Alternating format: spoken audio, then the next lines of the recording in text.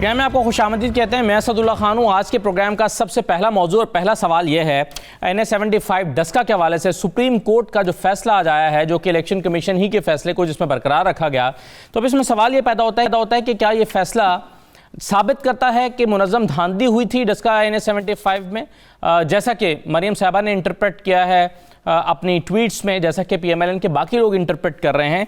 तो क्या आज के इस फैसले का मतलब यही है कि मुनज़्ज़म धांधली साबित हो गई है, या फिर बदअमनी की वजह से जो इलेक्शन कमीशन का फैसला था कि बदअमनी की बुनियाद पर इलेक्शन दोबारा होना चाहिए, या ये फैसला यूं है? एक तो हम ये सवाल उठाएंगे। दूसरा, क्या माइनस पीपल्स पार्टी PDM बनने जा रही है? अगर माइनस पीपल्स पार्टी PDM बनती है तो वो कितनी पुरअसर होगी, हुकूमत को कितना परेशान कर सकती है, उसके मकासद क्या होंगे, क्या वो अपने मकासद हासिल कर सकेगी, और अगर हासिल कर सकेगी तो क्या पीपल्स पार्टी फिर रुकावट थी उसके मकासद को हासिल करने में? इस पर माइनस पीपल्स पार्टी PDM क्या सोच रही है?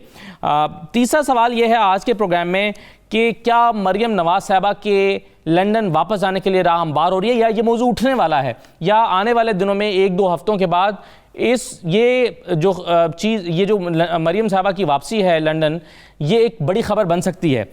इसके इशारे मिलना शुरू हो गए हैं, खुद नून लीग की तरफ से भी, खुद कैबिनेट मेंबर्स की तरफ से भी। तो इस पर आज के प्रोग्राम में हम बात करेंगे। मेरे साथ अंदलीब अब्बास साहिबा मौजूद हैं, तहरीक इंसाफ की रहनुमा, बहुत शुक्रिया अंदलीब साहिबा। और ये मकबूल जान साहब हमारे साथ मौजूद हैं, सीनियर तर्जकार हैं, और साहब बहुत शुक्रिया। इरशाद अहमद आरिफ साहब हमारे साथ मौजूद हैं, सीनियर तर्जकार हैं। ताहिरा औरंगजेब साहबा हमें ज्वाइन करेंगे, मुस्लिम लीग नून की रहनुमा। लेकिन प्रोग्राम का आगाज़ मैं करना चाहूँगा नौशीन इफ्तिखार साहबा से, मुस्लिम लीग नून की रहनुमा हैं, और डस्का में आपने आज का जो फैसला आपके हक़ में आया, बहुत शुक्रिया नौशीन साहबा। सबसे पहले तो मुबारकबाद कि आपने इलेक्शन कमीशन से भी फैसला लिया आप अपने हक़ में, और आज सुप्रीम कोर्ट से भी आपके हक़ में फैसला आया। मेरा सवाल यह है कि क्या इसको वैसे ही इंटरप्रेट किया जाए जैसा कि किया जा रहा है कि जी साबित हो गया कि वोट चोरी हुए थे, साबित हो गया धांधली हुई थी? क्योंकि इलेक्शन कमीशन का जो फैसला था उसमें तो कहा गया था कि चूंकि बदअमनी थी, इलेक्शन का सही माहौल फराहम नहीं किया जा सकता, इसलिए जो है वो इलेक्शन दोबारा होगा, और यही फैसला बरकरार रखा गया। तो इसमें यह मतलब कहाँ से निकल आया कि धांधली हुई थी? बिस्मिल्लाहिर्रहमानिर्रहीम जी, बहुत शुक्रिया। और मैं यही कहूंगी कि आज की जीत जो है ये फिर NA-75 डस्का की जीत है, पाकिस्तान की जीत है। और मरियम नवाज साहिबा ने जैसे इसको कहा है कि वाकई धांधली हुई थी, तो ये जो फिजा खराब की गई है ये बेसिकली उस धांधली की वजह से ही खराब हुई है। तो बिल्कुल जी, ये एक वास्ट और वाइड किस्म की कॉन्स्पिरेसी थी जो एक नहीं, लेकिन नौशीन साहबा जब आप मौजूद थी वहां पर, मैं भी मौजूद था इलेक्शन कमीशन के कोर्ट रूम में, और वहां पर जब सलमान राजा साहब से पूछा गया था कि जो वीडियोस आप दिखा रहे हैं कैसे साबित करता है कि ये आपकी हैं या उनकी हैं, तो उन्होंने जवाब दिया था जिसकी भी हो, हमारी भी हो सकती है, उनकी भी हो सकती है। साबित होता है कि माहौल ठीक नहीं था। तो ये तो नहीं साबित हुआ कि उन्होंने माहौल खराब किया था, साबित तो ये हुआ कि बस माहौल खराब था। तो फिर ठीक है जी, वो क्वेश्चन करेंगे ना, सुप्रीम कोर्ट को क्वेश्चन करना भी चाहिए कि कहाँ गए वो प्रिजाइडिंग ऑफिसर्स, वो किसने उठाए, वो कौन लेके गया, वो जो दरवाजे बंद थे, वो जो पुलिस जिनके ऑर्डर्स पे काम कर रही थी, वो किसने करवाया सब? तो ये सब एक ना फैक्टर्स हैं उस एक धांधली के जो उस दिन की गई। फिजा इसीलिए खराब हुई है, फायरिंग इसीलिए एरियल फायरिंग करवाई गई, ठीक है, जिसने भी नहीं की, लेकिन डस्का को जो हक मिलना चाहिए था वो मिल गया। जीत डस्का की हो चुकी है। सही है, चलें, बहुत शुक्रिया नौशीन इफ्तिखार साहबा। अंदलीब, ये मैं आप सुनवा भी देता हूँ जी, आज मरियम औरंगजेब साहबा ने इस हवाले से क्या कहा है, ज़रा सुन लीजिए। सब अपना बोरिया बिस्तरा बांधे और NA-75 को खाली करें। आज वजीर आला पंजाब का इस्तीफा आना चाहिए, आज इमरान खान का इस्तीफा आना चाहिए, आज IG पंजाब का, CCPO का और RPO सियालकोट का NA-75 का इलेक्शन चोरी करने पे इनको कटहरे में खड़ा करना चाहिए। इलेक्शन चोरी करने पर इनको कटहरे में खड़ा करना चाहिए। और मरियम नवाज साहबा की जरा ट्वीट्स देख लीजिए, वो कह रही हैं कि आज एक बार फिर साबित हो गया कि इमरान खान और उसकी जाली हुकूमत ने डस्का के अवाम के वोट पर डाका डाला है। सिर्फ फ्री इलेक्शन से बात नहीं बनेगी, इन वारदातियों को वोट चोरी कर रहे हैं और इलेक्शन कमीशन के अमले को अगवा करने के जुर्म का हिसाब देना होगा। और फिर इसी तरह से उन्होंने मुस्लिम लीग नून के तमाम शेयरों को मुबारकबाद, जिन्होंने न सिर्फ वोट चोर टोले का डटकर मुकाबला किया बल्कि अपने वोट पर पहरा भी दिया। मरियम साहबा की ये ट्वीट्स हैं। अब इस पर अंदलीब अब्बास साहबा, ये वोट चोरी की बात हो रही है और वो कह रहे हैं इस्तीफा देना चाहिए उस्मान बुज़दार साहब को और IG को, चीफ सेक्रेटरी को, उन तमाम लोगों को जो इसके जिम्मेदार है। जी देखिए असद, हम तो कहते हैं हमारे लिए तो हमें कुछ करने की ज़रूरत नहीं, मरियम काफ़ी हैं, वो हमारी तरफ से खेलती हैं। और जो उन्होंने जितनी दफ़ा अपनी पार्टी को जिस दहेज पे वो ले आई है कि अब वो मतलब पीपल्स पार्टी भी उनसे बात करने को तैयार नहीं, इसका सेरा सारा मरियम को जाता है और हमें तो कुछ कहने की जरूरत ही नहीं है, वो खुद ही अपने आप को एक्सपोज करती जा रही है। ये वो पार्टी है जिसके हक में जब फैसला आता है तो ये अभी फैसले को सही पढ़ती भी नहीं है और लड्डू खिलाना शुरू हो जाती है। उसके बाद उन्हीं जजेस को उसी फैसले को वो कहती है जी ये बिल्कुल गलत है, ये 5 बुक्स के भरे हुए बुत हैं, इनको उठा के बाहर फेंको, और कहती है जी इनसे हिसाब लिया जाएगा इन जजमेंट्स का। ये वही हैं, ये इनका क्या ख्याल है कि जो लाहौर हाई कोर्ट के जज ने कहा कि जी किधर है नवाज शरीफ साहब, वो एब्सकॉन्डर हैं, कन्विक्टेड हैं, मुजरिम हैं, मुल्जिम हैं और वो पूरे सिस्टम को चकमा दे के चले गए हैं, अवाम को रोता छोड़ के धोखा दे के। उस जजमेंट के बारे में इनकी ट्वीट्स देख लें, उसमें तो ऐसी बात नहीं की। हमारे खिलाफ भी जजमेंट आती है, हमारे हक में भी आती है और इख्तलाफ अपनी जगह, लेकिन हम जजमेंट को कबूल करते हैं। अब मसला ये है कि इनकी सारी जो फोकस है वो यही है कि इदारों को किसी तरह कन्विंस करें, क्योंकि ये हो गए फेल, पीडीएम हो गई है पाश और इनका एक ही इन्हिसार था कि जी मौलाना का। अच्छा, मैं पीडीएम पर अंदीप साहब अभी आता हूँ, पीडीएम पर जरा ये मैं डस्का को मुकम्मल कर लूँ और औरिया साहब के और शाह साहब की राय ले लूँ, फिर मैं पीडीएम पे आता हूँ। औरिया साहब मुझे सबसे पहले सर ये बताइए, ये फैसला जो है इसको आप किस तरह से देख रहे हैं, क्योंकि इसमें आज उमर अता बंदियाल साहब ने कहा कि हम जाहिर है हमारे पेश नज़र ये भी है कि हमारी आईनी कानूनी ज्यूरिसडिक्शंस क्या हैं और हमें यह भी देखना है कि इलेक्शन कमीशन भी खुद मुख्तार इदारा है जिसने ये फैसला दिया था और उसके ऊपर बरकरार रखा गया। अब इसमें आप इसकी इंटरप्रिटेशन धांधली की सूरत में करेंगे या एग्जैक्टली वही फैसला जो इलेक्शन कमीशन ने दिया था कि जी बदअमनी हुई थी, माहौल साजगार नहीं दिया जा सका, इसलिए दोबारा इलेक्शन होगा, तो आप इंटरप्रिटेशन कैसे कर रहे हैं इसकी? नहीं, इंटरप्रिटेशन तो दूसरी हो नहीं सकती, सियासी तौर पे जो मर्जी इंटरप्रिटेशन करें।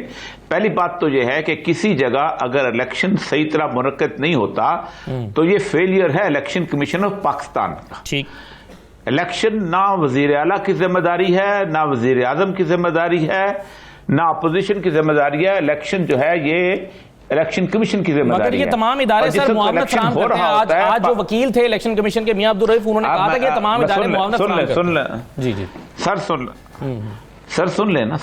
इलेक्शन कमीशन का इख्तियार है कि वो पाकिस्तान के आर्मी चीफ को भी कह सकता है कि अपनी फौज वहां भेज दो।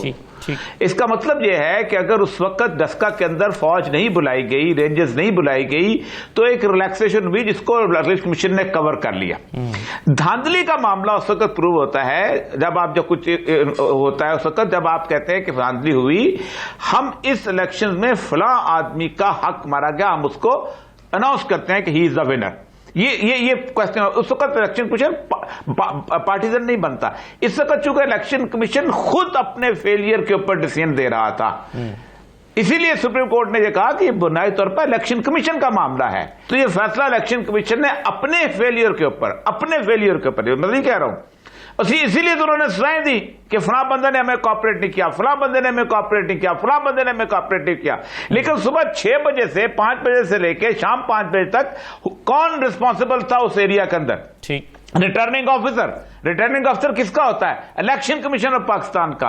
रिटर्निंग अफसर ने किस वक्त फायरिंग देखी? रिटर्निंग अफसर ने किस वक्त पुलिस को बुलाया? पुलिस नहीं आई तो कौन से और अदारे पाकिस्तान के अंदर मौजूद नहीं बताए गए? बुनियादी तौर पर इलेक्शन कमीशन ने इसीलिए पूरे हल्के को इलेक्शन किया है कि बुनियादी तौर पर इलेक्शन कमीशन फेलियर हुआ। बाकी जहां तक किस बात का तल्लुक है वो पॉलिटिकल बातें वो चल रहा है। प्योरली लीगल बात आपने पूछी, मैं प्योरली लीगल बात बताता हूं कि बेसिकली किसी भी जगह इलेक्शन का सही तौर पर कलदम न basically it's a failure of election commission.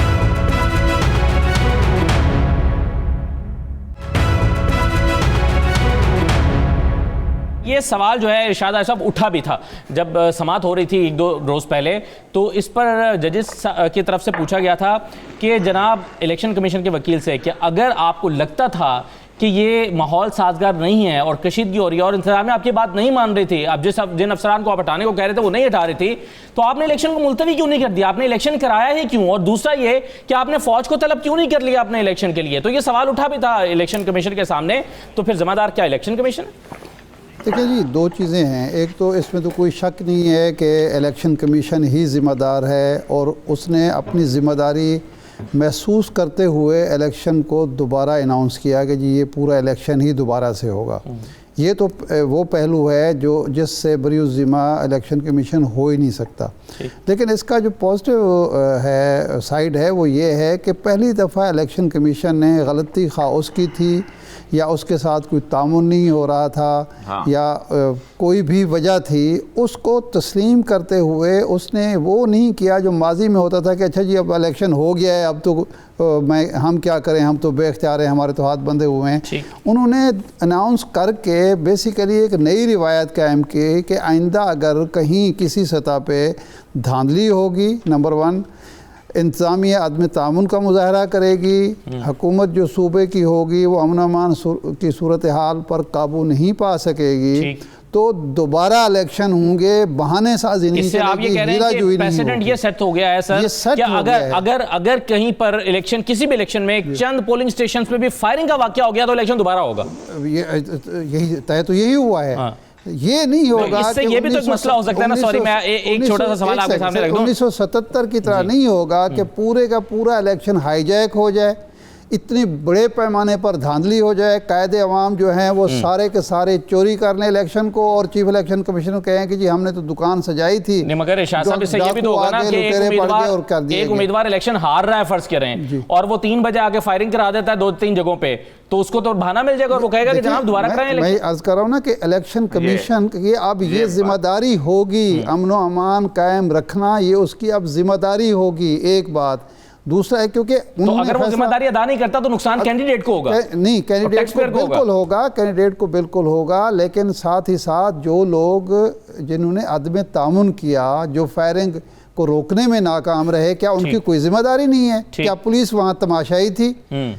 सवाल ये है कि फायरिंग होती है, कितने लोग उस दिन पकड़े गए मौके पर, वो खा नौशीन इफ्तिखार के थे या असद मलिक के, कितने लोग पकड़ के उनको सजा दी गई है? क्या यह डीपीओ की जिम्मेदारी नहीं थी? ये डीआईजी की और ऊपर के हुकाम की जिम्मेदारी नहीं थी? क्या अगर चीफ सेक्रेटरी साहब और आईजी साहब फ़ोन नहीं सुन रहे तो ये उनकी जिम्मेदारी नहीं थी? सही है। इलेक्शन कमीशन जिम्मेदार है, लेकिन इसका मतलब हरगिज़ नहीं कि सूबाई हुकूमत या इंतज़ामिया और पुलिस जो है अपनी ज़िम्मेदारी से बरीउज़्ज़िमा हो जाती है। इसलिए ये अगर सेट हुआ है तो आइंदा सब इदारों को, सारे फरीक जो हैं उनको सोचना पड़ेगा कि अगर हमने इस किस्म की गड़बड़ की या होने दी तो नतीजे में एक नया इलेक्शन हमें फेस करना पड़ेगा। तो मैं इस लिहाज से इसको पॉजिटिव साइड समझता हूँ। Right sir. लेकिन एक इसके साथ साथ अब इलेक्शन कमीशन जो है यही इलेक्शन दोबारा करवा रहा है, ये वाकया यहाँ भी पेश आ सकता है। इसके लिए अब इसको पहले से मुहतात अंदाज में, एक तो ये तय हो गया कि फौज जहाँ नहीं होगी, रेंजर्स नहीं होगी, वहाँ अमन कायम नहीं हो सकता। ये जो हमने हमारे जमहूरियत पसंदों ने एक शोर मचाया हुआ था, जी फौज की क्या ज़रूरत है, फौज की क्या ज़रूरत है, एक दफ़ा गलती की और उसका खमियाजा आपने भुगत लिया।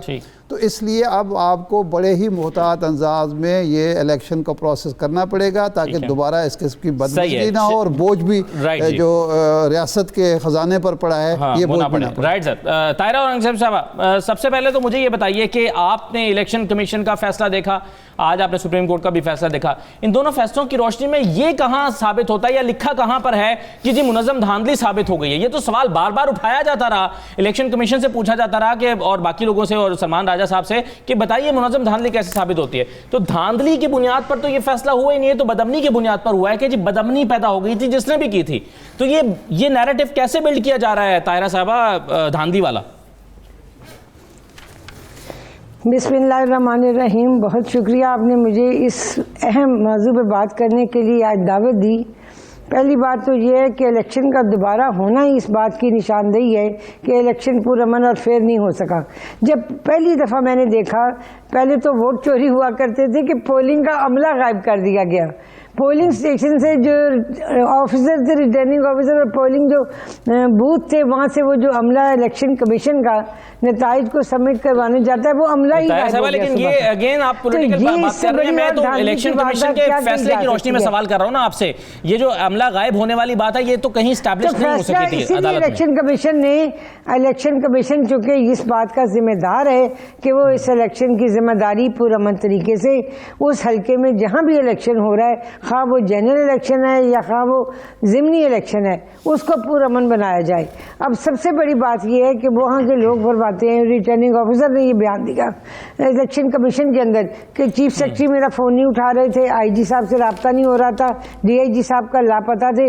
हालांकि ये तमाम अदारों की जिम्मेदारी है, अकेले इलेक्शन कमीशन की नहीं, कि एक दूसरे से तावन किया जाए। ये एक ही सूबा था पंजाब जहाँ ये इलेक्शन हो रहा था और एक ही हल्का था डस्का, और वहाँ पे भी इसलिए ज़्यादा सेंसिटिव था कि एक औरत उम्मीदवार थी। जहाँ पे मेरी ये गुजारिश होगी इलेक्शन कमीशन से भी और तमाम जो सूबे के इंतज़ामी मामलात के करता धरता हैं कि जहाँ भी ख़ास तौर पे ख़वातीन इलेक्शन लड़ें, वहाँ पे सिक्योरिटी को ज़्यादा बढ़ाया जाए और वहाँ पर ये मेक श्योर किया जाए कि इलेक्शन पुरअमन माहौल में होगा और हर वोटर जो है वो अपनी मर्ज़ी से हक़ राय दही इस्तेमाल करेगा। जब वहाँ शुरू से ही ये काम नहीं हुआ और फायरिंग भी शुरू हो गई और उसके बाद लोगों को हरासा किया गया, फिर अनाउंसमेंट की गई कि इलेक्शन कमीशन आप पंजाब हुकूमत पे डालते हैं, इलेक्शन कमीशन पे बैठे वो कह रहे हैं जी वोटिंग ये बदअमनी जो नहीं देखें, वो जो लोग वहाँ कतारें बना के वोट डालने के लिए आए थे, मैं ये इसलिए कह रही हूँ कि वहाँ से जिस शख्सियत का इंतकाल हुआ, ज़ाहिर शाह साहब, ये उनकी सीट थी और ये उनकी बेटी है नौशीन इफ्तिखार, और वो सिर्फ ये एक पहला इलेक्शन नहीं लड़ रहे थे, इससे पहले उन्होंने 5 इलेक्शन सूबाई असम्बली के लड़े और जीते। ये उनकी जिंदगी का एक रिकॉर्ड है। उसके बाद नेशनल असम्बली के जितने इलेक्शन वो लड़े उन्होंने कामयाबी हासिल की और बरादरी है, होल्ड है। लेकिन जब वो उस दिन पुरअमन वोटिंग नहीं होगी तो ये जिम्मेदारी तो इलेक्शन कमीशन की है, लेकिन इलेक्शन कमीशन अकेला नहीं कुछ कर सकता। इलेक्शन कमीशन भी इसी मुल्क का है। ताहिरा साहब आप इजाजत दीजिएगा, एक छोटा सा ब्रेक लेना मुझे, सुप्रीम कोर्ट भी मैं वापस आता हूँ जी, ब्रेक लेकर वापस आता हूँ। तो माइनस पीपल्स पार्टी पीडीएम मुतवक्के तौर पर जिसकी बातें हो रही हैं ज़राए के मुताबिक, पीएमएलएन के यहाँ इस पर मीटिंग्स हो रही हैं, डिस्कशन हो रही है, इसमें कितनी सदाकत है, क्या होने वाला है और इसके क्या पॉलिटिकल इसका इम्पैक्ट क्या होगा। एक छोटा सा ब्रेक लेते हैं, ब्रेक के बाद इस पर बात करते हैं।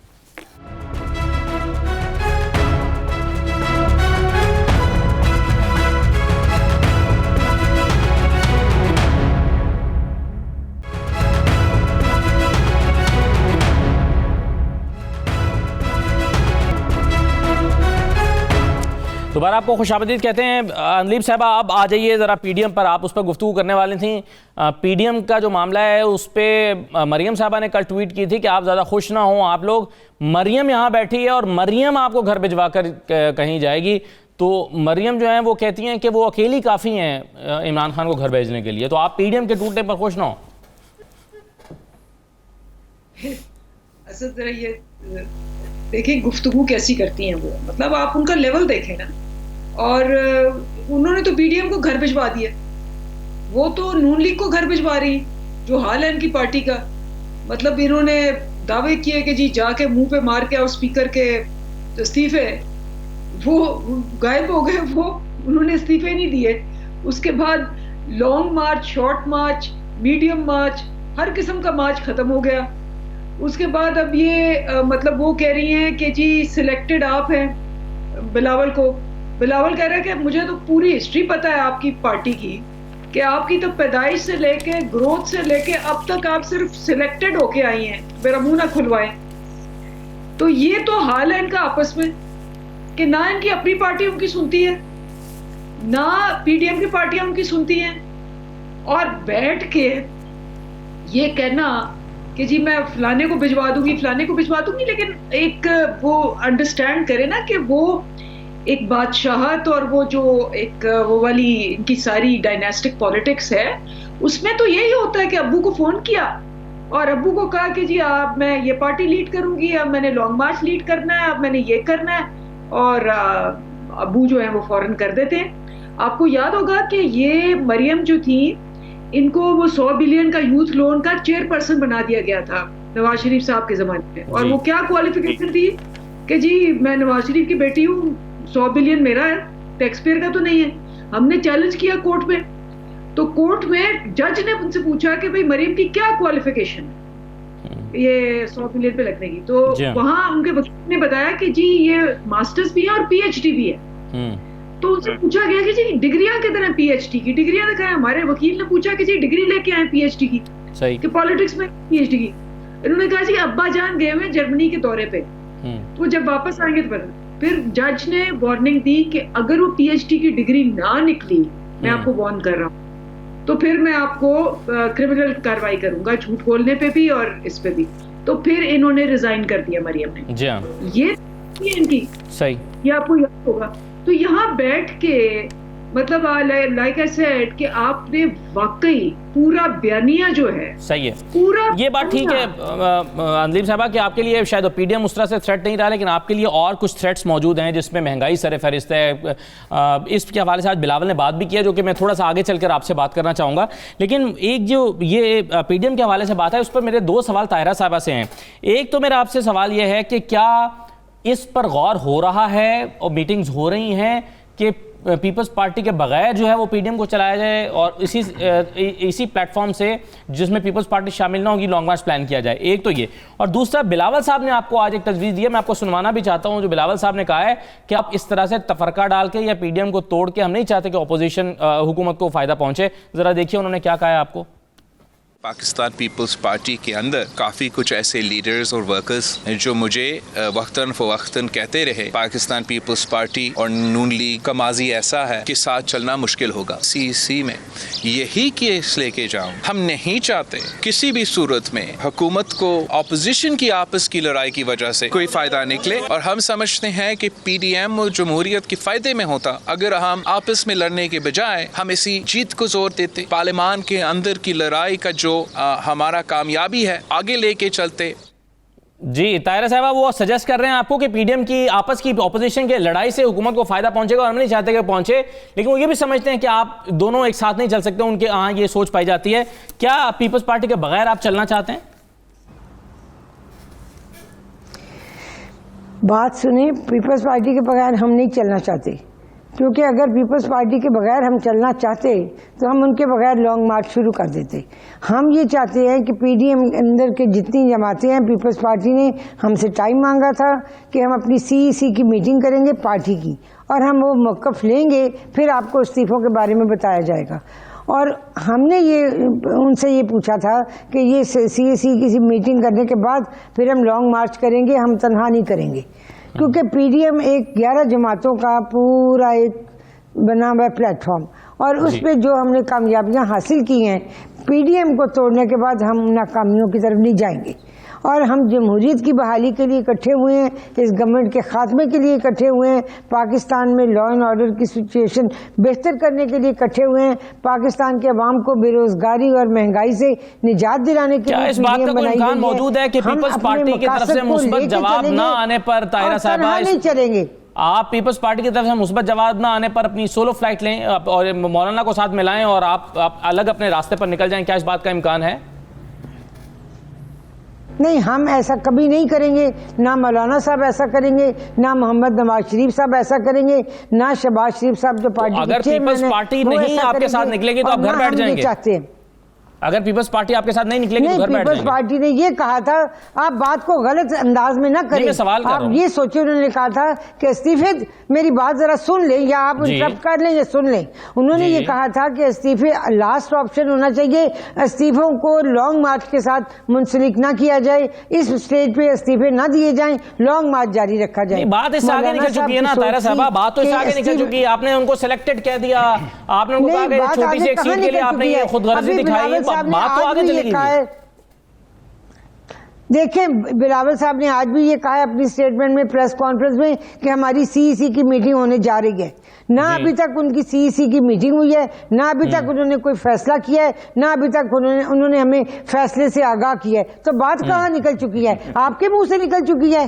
मुझे तो नहीं समझ आई कि बात कहाँ निकल चुकी है। अभी तो पीपल्स पार्टी की सीईसी की मीटिंग ही नहीं हुई जिसमें उन्होंने माहौल होता है फैसला उसकी भी करना तो बात होती है ना। मैं चले मुझे छोड़ दें और ये साहब से पूछ लेते हैं। और ये साहब, ये जो लड़ाई झगड़ा एक दूसरे के खिलाफ सख्त किस्म की प्रेस कॉन्फ्रेंसेज हुई, बिलावल साहब ने कहा ठंडा पानी पिए, हौसला रखें, कोई लड़ाई झगड़ा नहीं है। तो ये मरियम साहबा ने उनको सिलेक्टेड कह दिया, यही कहा जाता है सियासत में। और ये साहब कोई झगड़ा नहीं है, कोई लड़ाई नहीं है, बस सीईसी का उनका इजलास होगा और बिलावल साहब फैसला करेंगे, इकट्ठे चलते हैं और फिर इकट्ठे चल पड़ेंगे। वापसी का रास्ता आपको नजर आ रहा है? देखें, पाकिस्तान में हम भी रहते हैं और हमने भी धूप में बाल सफेद नहीं किए हुए। ये जो लफ्ज सीईसी बोला जाता है ना, ये एग्जिस्ट ही नहीं करता। पार्टी का लीडर होता है, वो जो कह देता है, किसी में जरूरत नहीं। इसी मुल्क में रहते हम लोग हैं। कभी आपको खामोशी से पूछ लीजिएगा, ये बहाने हैं। हमारी सीएससी की मीटिंग हो रही है, हम उसमें सोचेंगे हम ये करेंगे वो भाई किसको बेवकूफ ना, तो सच बोला करो इस कौम के सामने कि कोई सीएससी नहीं है। पार्टी लीडर जो फैसला करता है उसके सामने सब आमन नवा सदकना। कि अगर पीपल्स पार्टी के बगैर नून लीग ने मूवमेंट चलानी होती तो पीडीएम ना बनती। अगर नून लीग के बगैर मौलाना फजल रहमान मूवमेंट चलाने की अहलियत रखते तो ना बनाते। हर एक को पता है कि हमारे पास वर्कर की स्ट्रेंथ कितनी है, हर एक को पता है कि हमारे मार खाने वाले लोग कितने हैं, हर एक को पता है हमारी सड़कों पे आने वाले लोग कितने हैं, हर एक को पता है हमारा कितना हौसला है। और बात तब 11 जमातों की बात करते हैं, 3 जमातें हैं, बाकी जमातों तो आप गिनने ही ना। मतलब आप एएनपी वली खान है और एक एएनपी नून नसीम वली खान ग्रुप भी है, ठीक है। उसके साथ आप देख ले नूरानी ग्रुप के साथ कितने लोग हैं और इनकी असेंबली की स्ट्रेंथ। जमात अहले हदीस में देख लेंगे 3 पार्टियां हैं, पीपल्स पार्टी है, नून लीग है और मौलाना फजल रहमान की पार्टियां। तीनों अलहदा अलहदा अपने आप को तोड़ चुके हैं कि हम अलहदा मूवमेंट नहीं चला सकते, इसलिए इकट्ठे हुए हैं। और ये इकट्ठे जब होंगे और तब ये मूवमेंट चलेगी, और वो मूवमेंट भी अब 2 महीने में चल के हमने देख ली हुई है। मसला सारा ये है कि पाकिस्तान दुनिया का वाहिद मुल्क है कि जिसके अंदर मार्शल लॉ के खिलाफ भी इत्तेहाद बनता है और जमहूरियत के खिलाफ भी इत्तेहाद बनता है। ये कहीं मैं दुनिया में नहीं देखा। ओ भाई, मसला सारा ये है कि दुनिया में हमेशा कोलिजन गवर्नमेंट होती हैं, गवर्नमेंट कोलिजन होती हैं, अपोजिशन कोलिजन नहीं होती। अपोजिशन हमेशा पार्टी पॉलिटिक्स चलती है। वो कहते हैं अगले 5 साल के लिए हम इलेक्शन लड़ेंगे, हमारा ये एजेंडा है, हम चलेंगे, हम गवर्नमेंट को फेल करेंगे। अवाम की मजबूरी भूल चुके हुए हैं। तौबा तौबा। बिल्कुल सही है। इसमें अब इरशाद साहब, क्या आपके ख्याल में क्या पीपल्स पार्टी के बगैर पीडीएम लॉन्ग मार्च करेगी, और करेगी तो उसका असर क्या होगा? देखें, पीडीएम भी चलेगी, हुकूमत भी चलेगी, और पीडीएम पीपल्स पार्टी के बगैर कुछ नहीं है। और ये सब ठीक कह रहे हैं कि अगर पीपल्स पार्टी के बगैर चलना होता तो ये पीडीएम बनती क्यों? वो मौलाना और जनाब नवाज शरीफ साहब और मुस्लिम लीग चल पड़ते। और पीडीएम चलेगी आसिफ जरदारी साहब और बिलावल भुट्टो की पॉलिसी के मुताबिक। बातें जो भी हों, कहानियाँ जो भी हों, दावे जो भी हों, ऐलानात जो भी हों और धमकियाँ जो भी हों, ये पीडीएम चलेगी। बिल्कुल पूरे 5 साल मौजूदा हुकूमत को पूरे कराए जाएंगे। और ये गुड काप और बैड काप का खेल भी मुस्लिम लीग नून में चलता रहेगा। लेकिन मेरा नहीं ख्याल कोई जो जमात है या कोई भी लीडर है वो तहरीक चलाना नहीं चाहता, वो इसका मलबा दूसरे पर डालना चाहता है। जो कुछ जरदारी साहब कह रहे हैं, जो कुछ पीपल्स पार्टी और बिलावल भुट्टो कह रहे हैं, चाहती मुस्लिम लीग नून भी वही है। मैं नवाज शरीफ साहब की बात नहीं कर रहा, मरियम, मैं मुस्लिम लीग नून की बात कर रहा हूँ। मुस्लिम लीग नून भी वही चाहती है। मुस्लिम लीग नून जो बहैसियत इज्तमाई एक जमात है, वो ये चाहती है कि जी हमें नए इलेक्शन में नहीं जाना चाहिए। वो ये चाहती है कि यहाँ फसादात करके कोई किसी को मुदाखलत का मौका नहीं देना चाहिए। यही जमीयत उलमा इस्लाम जो है वो चाहती है। मौलाना जो भी चाहते हों, मुस्लिम लीग नून का भी कोई एमएनए 2-4 के सिवा कोई इस्तीफ़ा नहीं देना चाहता, मौलाना का भी कोई एमएनए इस्तीफ़ा नहीं चाहता। चाहते वो सब कुछ हैं जो बिलावल भुट्टो साहब और जरदारी साहब कह रहे हैं। फ़र्क सिर्फ मौलाना फजल रहमान चाहते हैं, उनका कोई मेंबर देना नहीं चाहता। फ़र्क सिर्फ ये है कि अखलाकी जुर्रत का मुजाहरा बिलावल भुट्टो और आसिफ जरदारी कर रहे हैं, क्योंकि उनकी मजबूरी ये है कि वो ये अखलाकी जो जुर्रत का मुजाहरा ना करें तो उनकी सिंध हुकूमत ख़तरे में पड़ती है। तो वो सिंध हुकूमत भी बचाना चाहते हैं और सिस्टम को भी बचाना चाहते हैं, ये दोनों भी वही कर चाहते हैं, लेकिन इनमें ये अखलाकी ज़रूरत नहीं है कि वो ये कह सकें कि भाई ज़रदारी साहब आप ठीक कहते हैं। यानी अगर आपने ये सारा काम करना है तो इंतज़ार ज़रदारी साहब ने जो उस मीटिंग में, जो PDM की मीटिंग में बात की, उसमें कोई ढकी छुपी बात थी, उन्हें खुल के कह दिया कि जनाब वाला अगर तो आप इस्तीफ़े देने हैं, जेलें भरनी हैं, तहरीक चलानी है, तो मियाँ साहब आप वतन वापस आएँ, हम आपके साथ चलेंगे। उसका क्या मतलब था? उनको पता है कि ना नौमन तेल होगा, ना राधा नाचेगी, ना मियाँ साहब वतन वापस आएंगे, ना तहरीक चलेगी। और उसका जवाब उसका जवाब ये नहीं दिया किसी ने, ये जवाब नहीं दिया किसी ने कि जी हम तो आ रहे हैं। उन्होंने कहा नहीं जी नहीं, तो बड़ी ज्यादती है, आपने बड़ा जाती हमला कर दिया। जाती हमले वाली फिर तो इरशाद साहब CEC पीपल्स पार्टी की जो CEC मीटिंग और फिर उसके बाद दोबारा उनके साथ चलने की जो तवक्को है, ये तो खुद फरेबी के मुतरादिफ हो सकती है। नहीं, वो ये समझते हैं बिलावल साहब कि इनकी मजबूरी है, इन्होंने हमारे साथ चलना ही चलना है। वो CEC में फैसला करेंगे जी हम इस्तीफे नहीं दे रहे, हम आपके साथ हैं, वो कहेंगे अच्छा जी हम आपके साथ। एक ब्रेक ले लेते हैं, वापस आके साहब के बाहर जाने के इम्कानात कितने हैं, इस पर हुकूमती शख्सियात भी बात कर रही हैं, इस पर अपोजिशन की शख्सियात भी बात कर रही हैं। क्या वाकई कुछ हो रहा है? क्या मरियम साहबा की तबीयत, उनको एक सर्जरी की ज़रूरत वो पहले भी कह चुकी हैं, क्या उनको बाहर से इलाज कराने की ज़रूरत है? क्या होने जा रहा है? छोटा सा ब्रेक लेते हैं, इस पर बात करते हैं।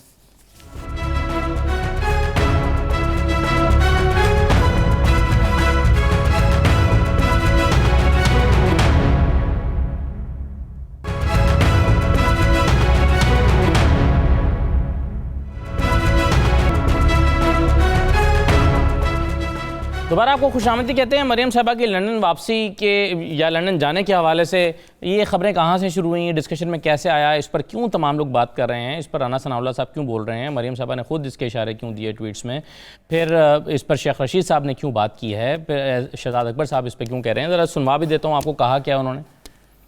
डॉक्टर अदनान की वापसी जो है वो बहुत सारे मायने में लिया जा रहा है। मरियम साहिबा की उनकी जो खामोशी है इस वक्त वो भी बड़ी ज़ुमानी है। मरियम नवाज साहिबा को इनका इलाज करके ही जो है वो अगर उनको बाहर अपने अजीज़ों से मिलने या किसी दूसरी घर से जाना पड़ा तो सारी दुनिया जाती है, आ जाते हैं लोग। 10-15 दिन में सेहत की खबर बुनियादी खबर होगी और इस पर शहजाद अकबर साहब भी कह रहे हैं ये मानी खेज़ है, उनकी खामोशी भी मानी खेज़ है और डॉक्टर अदनान का आना भी मानी खेज़ है। या अनलीब साहबा, ये क्या इम्कान मौजूद हैं कि हुकूमत पर गौर कर सकती है उनके बाहर जाने पर? देखिए, ऐसे सबसे पहली बात तो ये है कि इसका सारा जो इनकी PDM का मकसद है वो तो है भागना और NRO दिलवाना और प्रेशर दिलवा के ब्लैकमेल करके किसी ना किसी तरह ये बाहर चले जाएं, चाहे मेडिकल ग्राउंड्स पे, चाहे किसी भी ग्राउंड्स पे। क्योंकि मरियम ने बड़ी क्लियरली कहा कि मेरी एक सर्जरी होनी है छोटी सी, जो कि पाकिस्तान में नहीं हो सकती। तो एक तो पहले उसने कन्फेस किया कि छोटी सी सर्जरी भी हमने 30 साल में ऐसा अस्पताल नहीं बनाया जहां उनकी छोटी सी सर्जरी भी हो सके। तो उनकी पूरी कोशिश है, पूरा वो ट्राई कर रहे हैं।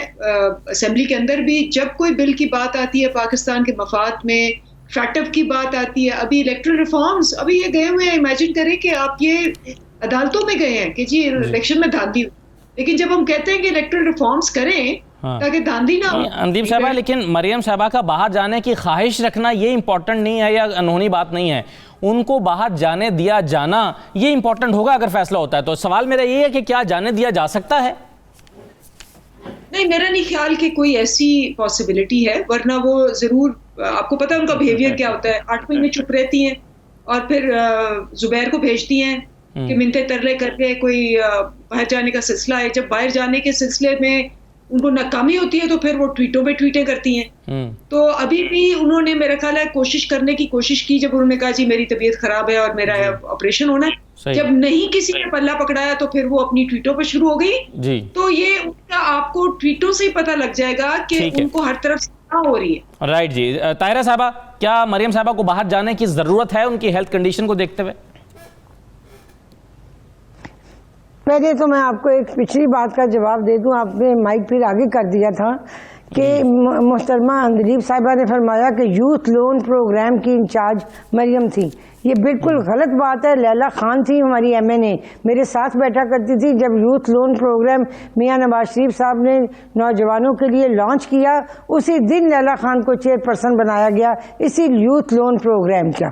और एक तो ये सही मैं करवाना चाहती थी आपके प्रोग्राम के ज़रिए, और दूसरा मरियम नवाज़ बाहर बिल्कुल नहीं जाना चाहती, क्योंकि वो अगर उन्हें जाना होता तो उन्हें कोई रोक नहीं सकेगा, लेकिन वो जाना चाहती ही नहीं। ना वो पीडीएम को इन हालात में छोड़ के जाएंगी, ना वो अपनी पार्टी को छोड़ के जाएंगी। अभी वो बिल्कुल किसी हालत में बाहर नहीं जाएंगी, और उसके बाद जो उनकी जो कंडीशन सेहत की होगी वो देखने के बाद क्या होगा ये कल आने वाला वक्त बताएगा। फिलहाल उनका जाने का चले मरियम, यूथ लोन की सरबराह नहीं थी, किस प्रोजेक्ट की सरबराह थी वो, जिसको फिर इनको सुप्रीम कोर्ट में जाकर हटाना पड़ा? कर दूं, मेरे पास एविडेंस है। यूथ लोन प्रोग्राम की वो नहीं थी, और उन्होंने कभी भी किसी प्रोग्राम का वो नहीं बनी, कभी भी इंचार्ज। मैं बड़ी हैरान हूँ ये ढकोसलेबाजियां क्यों चलती हैं उनके नाम की। किस चीज की सरबराह बनी थी जिससे उनको फिर इस्तीफा देना पड़ा था? इन हालात में पार्टी को छोड़ के नहीं जाएंगी, छोड़ के जाएंगी। किस प्रोजेक्ट की सरबराह बनाई गई थी जिससे उनको रिजाइन करना पड़ा? किसी प्रोजेक्ट की सरबराह नहीं थी। मैं किसी प्रोजेक्ट की सरबराह नहीं थी। बोल चैनल पे दावे के साथ कहती हूँ किसी भी सरकारी जी, वो किसी प्रोजेक्ट की सरबराह नहीं थी, कोई चेयरपर्सन किसी की नहीं थी। ठीक है, बीआईएसपी की मारवी मेमन थी। चले एक जुमला अगर कहना है अंदीप साहब, मैं आगे बढ़ूं। लैला खान थी। चले अंदीप साहब एक जुमला कहना है तो कह ले, मैं आगे जाऊं, टाइम कम है। भी Nawaz Sharif daughter Maryam resigns from 100 billion loan PM loan scheme की सरबराह थी जी वो। अच्छा, ये तो एक एडमिटेड फैक्ट है ना जी, वो लोन स्कीम की सरबराह थी। तायरा साहब है, मैं भी इसी असम्बली में थी और मेरे साथ लैला खान भी बैठी थी, और साहब इरशाद साहब उठाया तो मैं उनके साथ भी गई। चले और ये साहब गलत बात है। और ये साहब मुख्तसरन सर, क्या मरियम बाहर जाती नजर आती हैं आपको? इनको जी, और ये साहब देखिए, मैं मुख्तसरन क्या कहूँ, मरियम एक लफ्ज होता है सर्विंग अब्रॉड, कि बाहर नौकरी करना। तो मरियम साहब असल में सर्विंग अब्रॉड है इस वक्त, घर तो सारा उनका वही है, तो जाहिर बात है घर की याद तो आती है बंदे को जी। तो मैं क्या कर सकता हूँ? Chances Mariam Nawaz appointed chairperson of PM youth programme ये थी, अदालत ने उनको। तायरा साहब रीचेक कर लीजिएगा, अगले प्रोग्राम में आपसे फिर पूछ रहा है, चेक कर लें, हो सकता है बाद दफा कोई चीज़ हाफ्जे में नहीं रहती। बहरहाल बहुत शुक्रिया तमाम मेहमानों का प्रोग्राम में शिरकत करने के लिए। इजाज़त दीजिए, अल्लाह हाफिज़।